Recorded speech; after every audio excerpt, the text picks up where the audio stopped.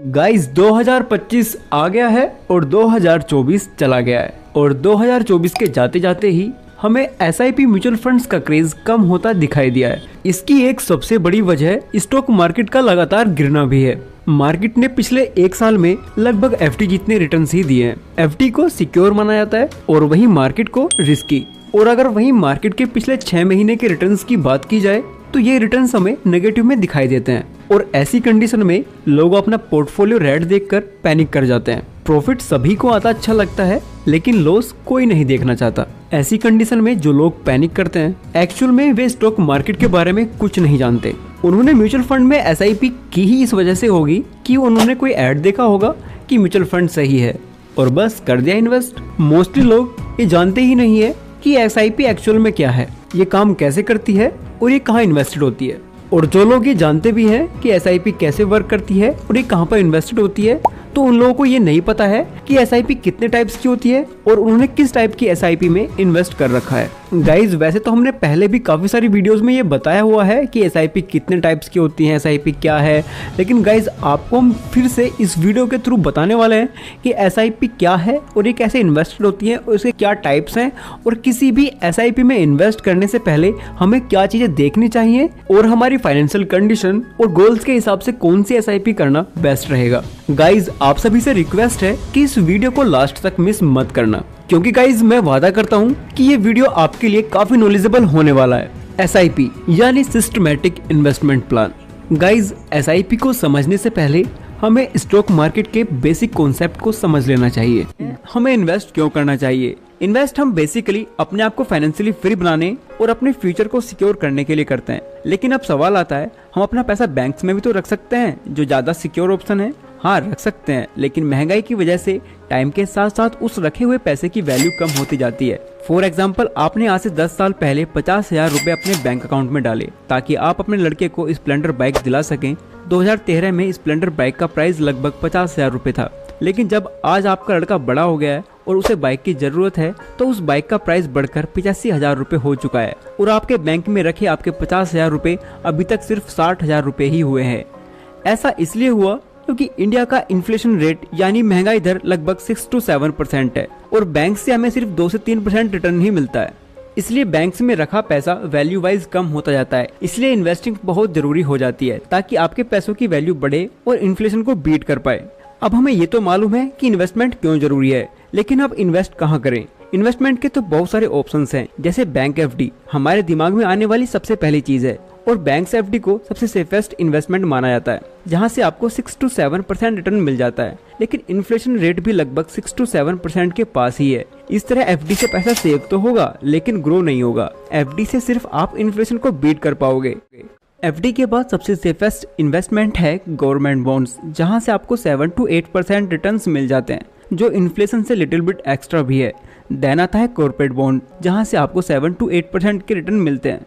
Then आता है gold, जहां से आपको 9 to 10% रिटर्न मिल सकते हैं। लेकिन अगर आप इन सभी से ज्यादा रिटर्न चाहते हैं तो स्टॉक मार्केट ही वो बेस्ट प्लेटफॉर्म है जहां से आपको अनएक्सपेक्टेड रिटर्न मिल सकते हैं।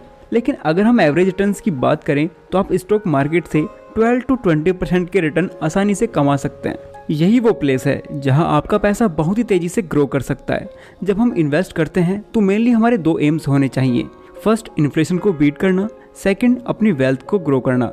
जब शेयर मार्केट में इन्वेस्ट करते हैं तब आपको ये याद रखना चाहिए कि आप सिर्फ एक स्टॉक नहीं खरीद रहे, बेसिकली आप एक बिजनेस में इन्वेस्ट कर रहे हैं और बिजनेस से पैसा कमाने में टाइम लगता है। इनफैक्ट शेयर का मतलब ही यही होता है कि किसी पब्लिक ट्रेड कंपनी में आपकी हिस्सेदारी कितने % है, यानी किसी कंपनी के शेयर खरीद कर आप उस कंपनी के पार्टनर बन जाते हैं।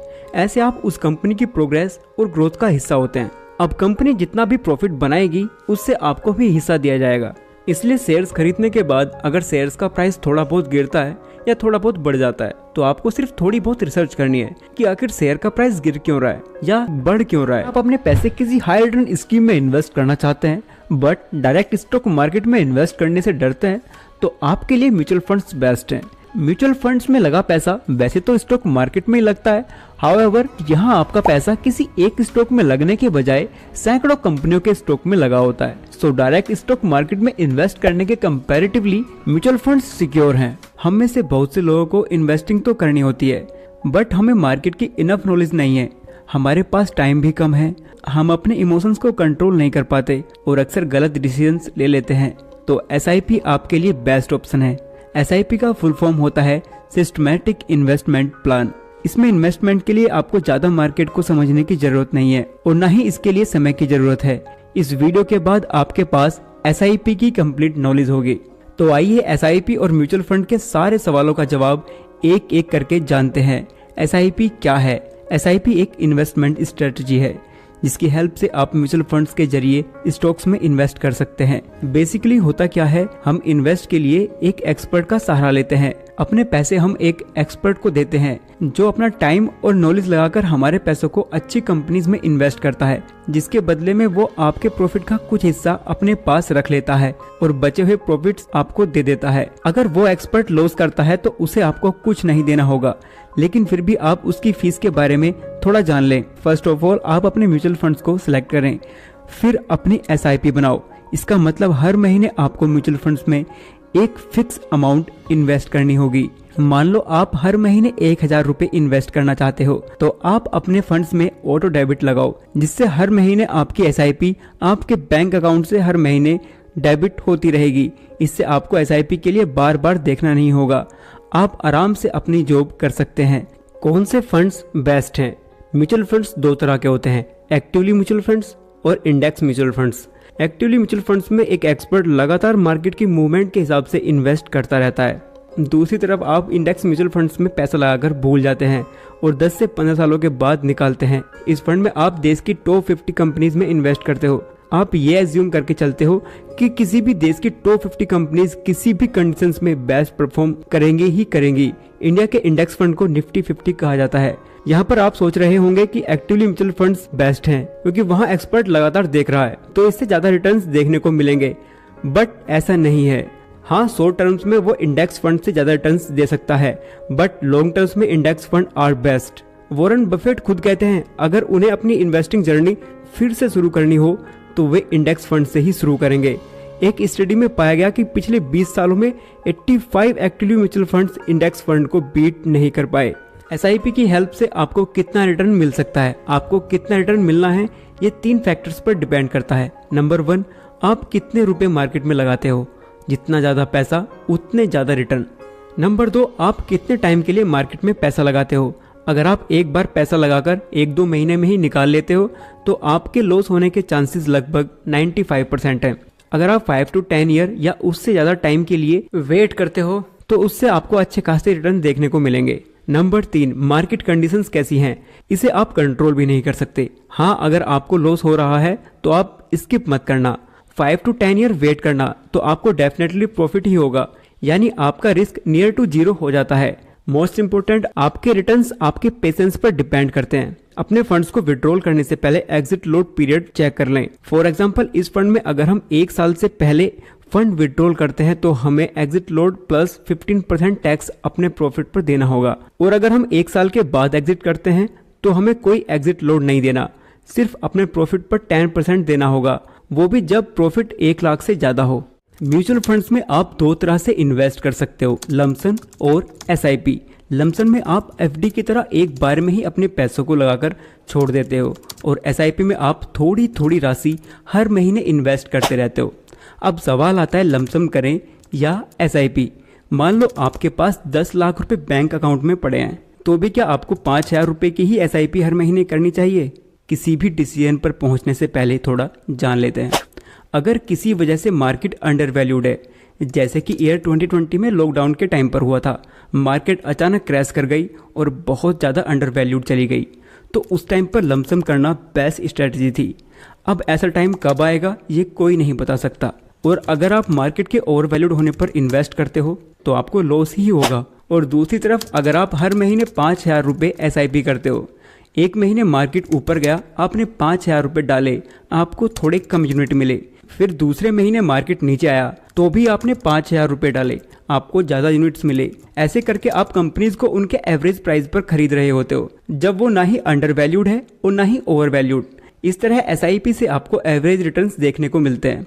अगर आपको फिर से कोविड जैसा एक मौका मिल जाए जब मार्केट या निफ्टी 50 की कोई कंपनी तेजी से नीचे गिरती दिखाई दे तब आप उसमें लमसम इन्वेस्ट कर सकते हो, लेकिन जब आपको ऐसा मौका ना मिले तो आप एसआईपी में ही इन्वेस्ट करें। एसआईपी के top 3 myths. Myth number 1, bull market में आपको एसआईपी नहीं करनी चाहिए, लेकिन ये सिर्फ एक मिथ है। वास्तव में अगर लॉन्ग टर्म्स में आपको अच्छे रिटर्न्स चाहिए तो मार्केट कंडीशंस कैसी भी हो, हमें एसआईपी करते रहना चाहिए, तभी रुपीस कॉस्ट एवरेजिंग की हेल्प से लॉन्ग टर्म में बेटर रिटर्न्स कमा सकते हैं।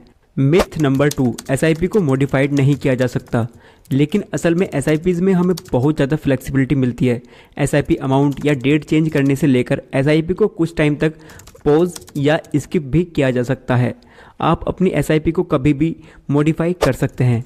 टाइम के साथ इनकम रेज होने पर अपनी एसआईपीज भी बढ़ानी चाहिए, तो अपनी एग्जिस्टिंग एसआईपीज को एसआईपी टॉपअप के थ्रू इजीली मॉडिफाइड कर सकते हैं। आप अपनी एग्जिस्टिंग एसआईपीज को ही फिक्स अमाउंट या परसेंटेज से बढ़ा सकते हैं। कई फंड हाउसेज रेगुलर इंटरवल्स पर एसआईपी बढ़ाने का ऑप्शन भी देती हैं। ये 6 मंथ या 12 मंथ्स हो सकता है। मिथ नंबर 3, एसआईपी के थ्रू आप सिर्फ इक्विटी मार्केट में ही इन्वेस्ट कर सकते हैं, इसलिए वो रिस्की होता है। ये भी गलत है। एसआईपी के थ्रू आप न सिर्फ इक्विटी के डिफरेंट सेक्टर्स और मार्केट कैप्स में इन्वेस्ट कर सकते हैं, बल्कि डेब्ट, गोल्ड, इवन रियल एस्टेट जैसे एसेट्स में भी इन्वेस्ट कर सकते हैं। जब आप एक्टिवली म्यूचुअल फंड्स या इंडेक्स म्यूचुअल फंड्स में इन्वेस्ट करने जाते हो तो आपको 3 टाइप्स ऑफ फंड दिखाई देते हैं: growth, dividend pay out, dividend री इन्वेस्टमेंट। अब सवाल आता है कि किस में इन्वेस्ट करें। इन्वेस्ट करने से पहले हमें इन तीनों को समझना होगा। Number 1, growth. इसमें आपके द्वारा किए गए इन्वेस्ट से होने वाले लाभ या मुनाफे से फिर से इन्वेस्ट कर दिया जाता है। इसमें आपको कोई भी लाभ या डिविडेंड नहीं दिए जाते, बल्कि उन्हें भी इन्वेस्ट कर दिया जाता है। इसमें इन्वेस्ट की गई यूनिट्स की वैल्यू टाइम के साथ कंपाउंड होती जाती है। Number 2, dividend pay out. इस फंड में कंपनीज द्वारा अपने लाभ में से कुछ हिस्सा डिविडेंड के रूप में इन्वेस्टर्स को डायरेक्ट उनके बैंक अकाउंट में कैश के रूप में भेज दिया जाता है, जिससे रेगुलरली एक अच्छी खासी इनकम जनरेट होती रहती है। नंबर 3, डिविडेंड री इन्वेस्टमेंट। इस फंड में डिविडेंड तो दिए जाते हैं, बट कैश में ना देकर उन डिविडेंड से म्यूचुअल फंड्स की एक्स्ट्रा यूनिट्स परचेज कर ली जाती हैं।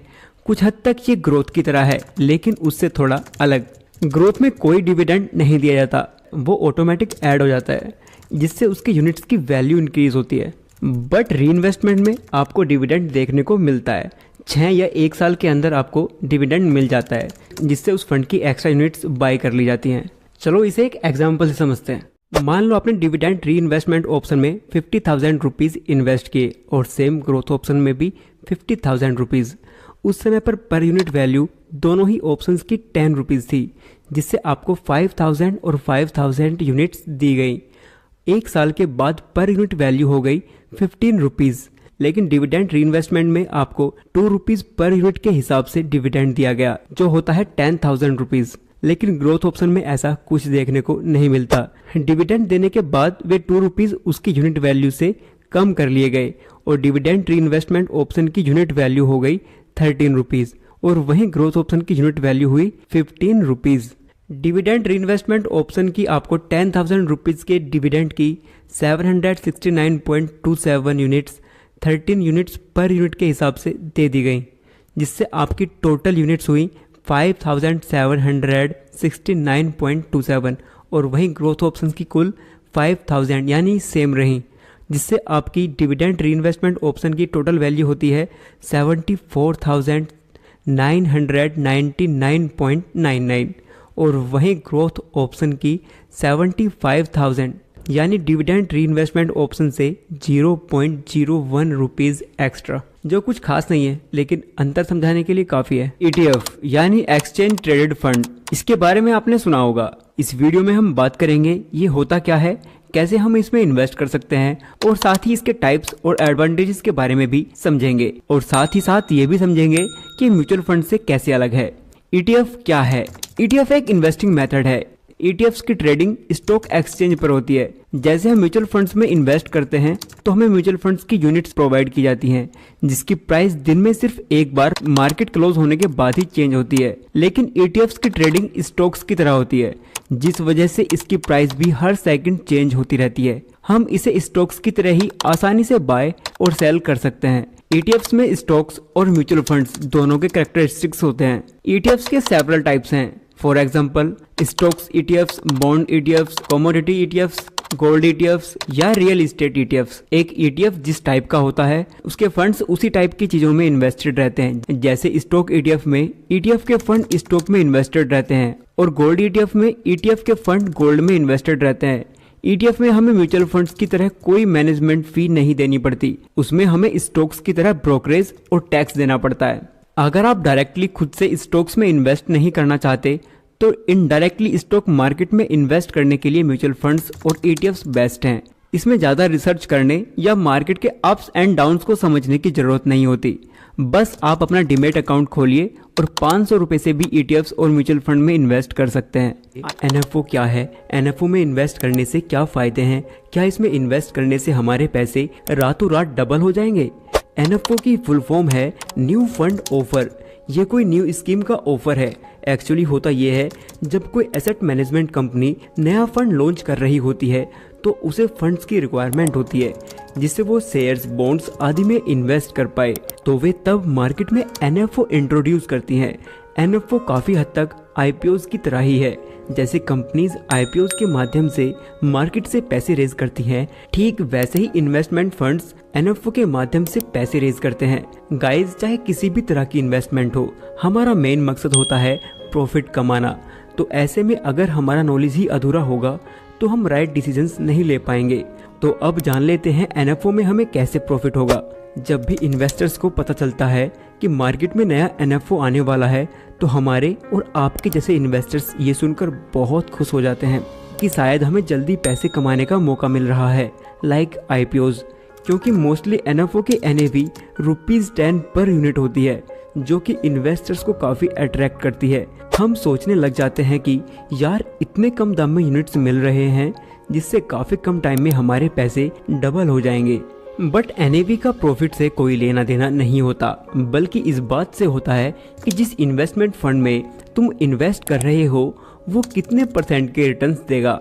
मतलब आपका प्रॉफिट फंड्स की परफॉर्मेंस पर डिपेंड करेगा, ना कि NAV पर। NAV चाहे 10 हो, 100 हो या 1000, इससे कोई खास फर्क नहीं पड़ता।